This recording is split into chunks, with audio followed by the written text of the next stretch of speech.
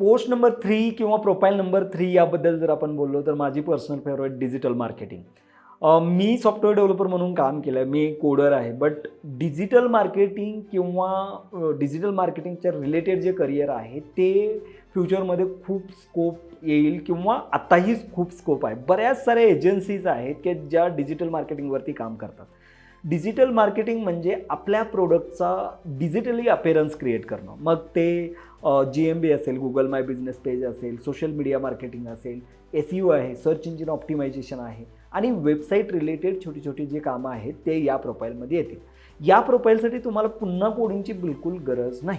तुम्ही already social मीडियामध्ये expert आहात की एंगेजिंग कसं करायचं आहे कस्टमर, माझ्या प्रोडक्टची इन्फॉर्मेशन कशी द्यायची, ॲड कशी करायची, या सगळ्या गोष्टी, ॲड कॅम्पेन कसं सेट करायचं आहे, एरिया कसा टार्गेट केला पाहिजे, माझं प्रोडक्ट काय आहे, हे जर तुम्ही एकदम व्यवस्थित क्लायंटला सांगू शकत असाल तर तुम्ही डिजिटल मार्केटिंगमध्ये करिअर करायला हरकत नाही.